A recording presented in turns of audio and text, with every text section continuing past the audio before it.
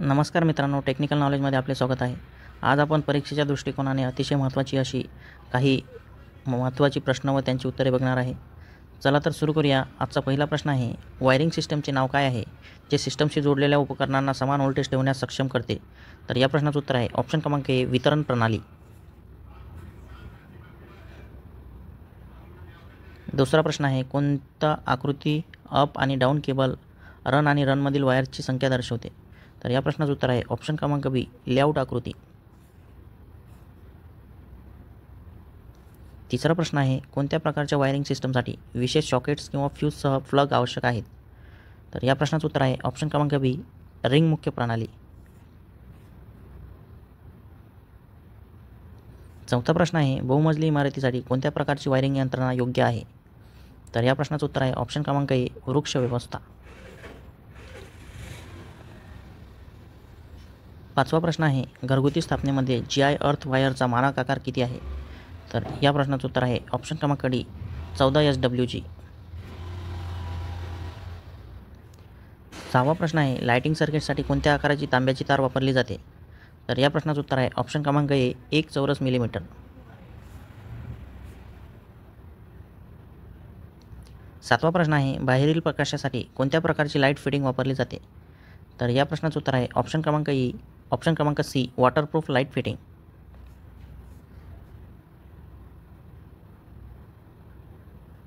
आठवा प्रश्न आहे, छिद्र पाडल्यानंतर कोणत्या प्रकारची फिलर सामग्री वापरली जाते? या प्रश्नाचं उत्तर आहे ऑप्शन क्रमांक बी, एस्बेस्टोस. नववा प्रश्न आहे, वायरिंग सर्किटचे नाव काय आहे? तर या प्रश्नाचं उत्तर आहे ऑप्शन क्रमांक बी, कॉरिडॉर वायरिंग. 10वा प्रश्न आहे, 4 टर्मिनल स्विच कोणते? तर या प्रश्नाचं उत्तर आहे ऑप्शन क्रमांक डी, इंटरमिडिएट स्विच. 11वा प्रश्न आहे, 5 दिवे असलेल्या गोडाऊन वायरिंगसाठी सिंगल वे स्विच आणि 2 वे स्विचेसची किती संख्या आवश्यक आहे? तर या प्रश्नाचं उत्तर आहे ऑप्शन क्रमांक सी, 1 एकल मार्ग आणि 4 दोन मार्ग. 1 वन वे स्विच आणि 4 2 वे स्विच. 12वा प्रश्न आहे, लपविलेल्या वायरिंगचा फायदा काय आहे? तर या प्रश्नाचं उत्तर आहे ऑप्शन क्रमांक डी, सर्वात लहान मार्गाने वायरिंग करता येते. 13वा प्रश्न आहे, एक दिवा 2 वेगवेगळ्या ठिकाणाहून नियंत्रित केल्यास त्या वायरिंगला काय म्हणतात? तर या प्रश्नाचं उत्तर आहे ऑप्शन क्रमांक सी, पायऱ्या केस वायरिंग. 14वा प्रश्न आहे, सर्किटवर कोणतीही माहिती न देता कोणता आकृती वाचकाला सर्किटच्या डिझाईनबद्दल माहिती देतो? या प्रश्नाचं उत्तर आहे ऑप्शन क्रमांक सी, लेआउट आकृती. 15वा प्रश्न आहे, कोणती आकृती ॲक्सेसरीजची भौतिक स्थिती आणि स्थापनेचे अंतिम रूप दर्शवते? तर या प्रश्नाचं उत्तर आहे ऑप्शन क्रमांक ए, स्थापना योजना. 16वा प्रश्न आहे, कोणत्या वायरिंग सर्किटला दिवा पुढे चालू करावा लागतो तर मागचा दिवा बंद करावा लागतो? तर या प्रश्नाचं उत्तर आहे ऑप्शन क्रमांक बी, गोडाऊन वायरिंग.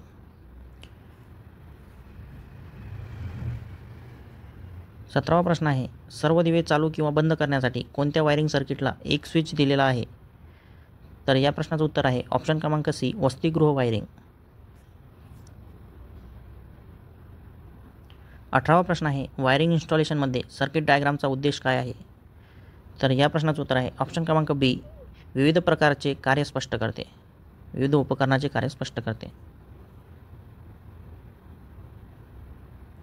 19वा प्रश्न आहे, कच्चा टूल होल्डर बनवण्यासाठी कोणती सामग्री वापरली जाते? या प्रश्नाचं उत्तर आहे ऑप्शन क्रमांक बी, सौम्य स्टील.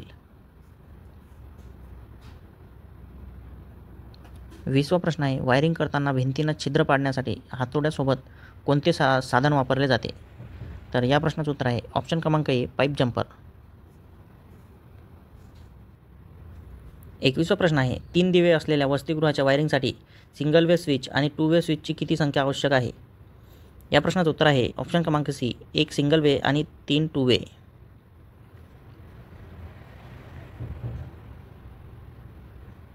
22वा प्रश्न आहे, आई नियमानुसार सब सर्किटसाठी किती लाईट, फॅन आणि 6 अँपिअर सॉकेट आउटलेट पॉईंट्सची शिफारस केली जाते? तर या प्रश्नाचं उत्तर आहे ऑप्शन क्रमांक बी, 10.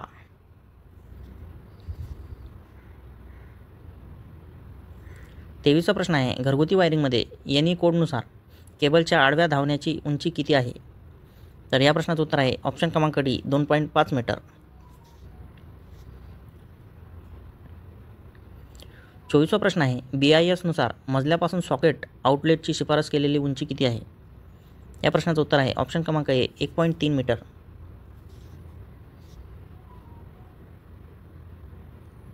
25वा प्रश्न आहे, वायरमन आणि ग्राहकांना वायरिंगसाठी साहित्य निवडण्यासाठी कोणती मदत करते? तर या प्रश्नाचं उत्तर आहे ऑप्शन क्रमांक सी तपशील.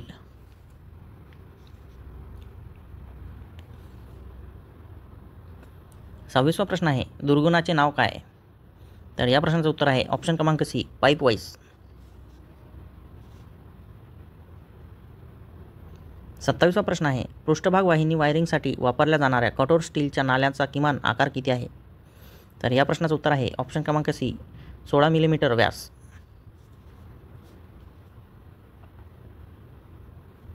28वा प्रश्न आहे, ॲसेसरीजच्या पूर्ण थ्रेडेड भागामध्ये पाईप सामावून घेण्यासाठी जास्तीत जास्त थ्रेड्स किती आवश्यक आहेत? या प्रश्नाचं उत्तर आहे ऑप्शन क्रमांक डी 11 मिलीमीटर ते 27 मिलीमीटर लांब.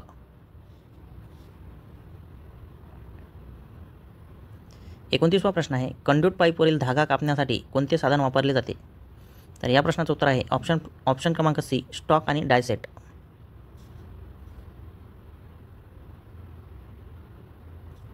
30वा प्रश्न आहे, घरगुती वायरिंगमध्ये IE नियमानुसार मजला आणि वितरण बोर्डमधील अंतर किती आहे? या प्रश्नाचं उत्तर आहे ऑप्शन क्रमांक ए 2 मीटर.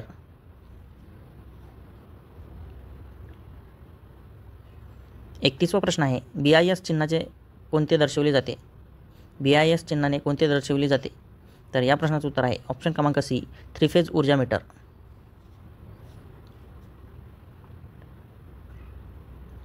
32वा प्रश्न आहे, ऊर्जा मीटर बसवण्यापूर्वी कोणती खबरदारी घ्यावी? तर या प्रश्नाचं उत्तर आहे ऑप्शन क्रमांक सी स्थानिक EB अधिकाऱ्यांनी त्याची चाचणी केली पाहिजे आणि मंजूर केली पाहिजे.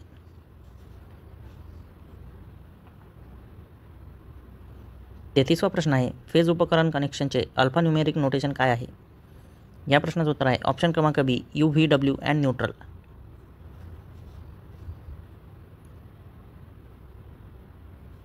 34वा प्रश्न आहे, IE नियमानुसार सिलिंग फॅनचा तळाचा बिंदू आणि मजला यांच्यातील किमान क्लिअरन्स कोणता आहे?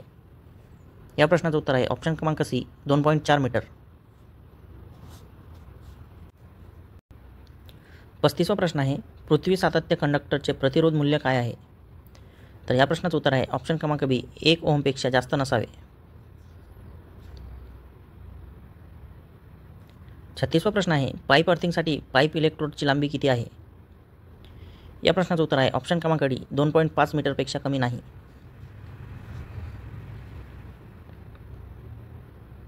37वा प्रश्न आहे, प्लेट अर्थिंगसाठी वापरल्या जाणाऱ्या तांब्याच्या प्लेटची जाडी किती असते? तर या प्रश्नाचं उत्तर आहे ऑप्शन क्रमांक सी 3.15 मिलीमीटरपेक्षा कमी नाही.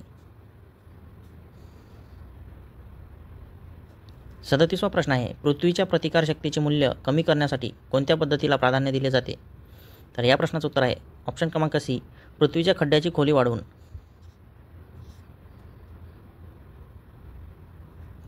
38वा प्रश्न आहे, सिस्टम अर्थिंग कुठे वापरली जाते? या प्रश्नाचं उत्तर आहे ऑप्शन क्रमांक सी जनरेटिंग स्टेशनमध्ये. 39वा प्रश्न आहे, प्लेट अर्थिंग कुठे वापरले जाते? तर या प्रश्नाचं उत्तर आहे ऑप्शन क्रमांक बी उपकेंद्रमध्ये.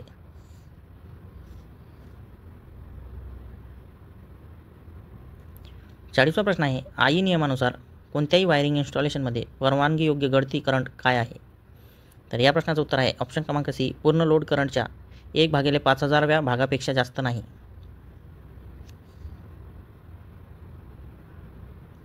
41वा प्रश्न आहे, BIS 732 नुसार मध्यम व्होल्टेज वायरिंग इन्स्टॉलेशनमध्ये इन्सुलेशन रेजिस्टन्स तपासण्यासाठी मेगरची कोणती श्रेणी वापरायची आहे? तर या प्रश्नाचं उत्तर आहे ऑप्शन क्रमांक ए 500 व्होल्ट.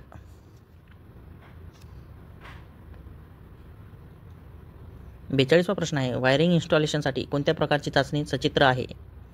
तर या प्रश्नाचं उत्तर आहे ऑप्शन क्रमांक बी कंडक्टर आणि पृथ्वी दरम्यान इन्सुलेशन प्रतिरोध चाचणी.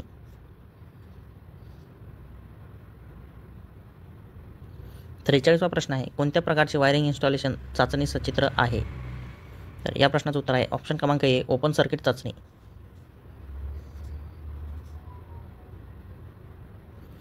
44वा प्रश्न आहे, स्विचेस थेट वायरमध्ये जोडलेले आहेत की नाही हे तपासण्यासाठी कोणत्या प्रकारची चाचणी घ्यावी?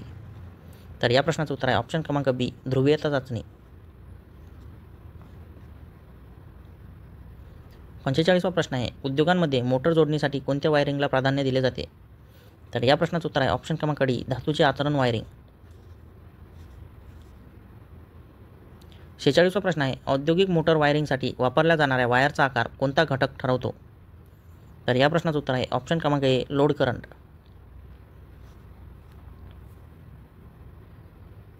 47वा प्रश्न आहे, इंडस्ट्रियल वायरिंगमध्ये पॅनल बोर्डची भिंत आणि मागील बाजू यांच्यामध्ये किमान किती क्लिअरन्स आवश्यक आहे? तर या प्रश्नाचं उत्तर आहे ऑप्शन क्रमांक बी, 18.4 सेंटीमीटरपेक्षा कमी नाही. 48वा प्रश्न आहे, कंट्रोल वायरिंगचा उद्देश कोणता आहे? तर या प्रश्नाचं उत्तर आहे ऑप्शन क्रमांक सी, उपकरणे नियंत्रित करण्यासाठी, आज्ञा संप्रेषण करण्यासाठी.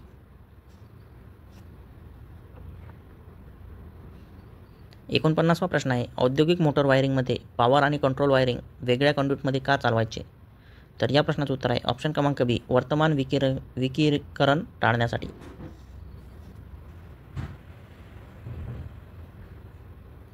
50वा प्रश्न आहे, इंडस्ट्रियल मोटर वायरिंग कोणत्या ठिकाणी कंट्रोल ऑन ऑफ स्विचेस लावायचे आहे? तर या प्रश्नाचं उत्तर आहे ऑप्शन क्रमांक डी, मोटरजवळ.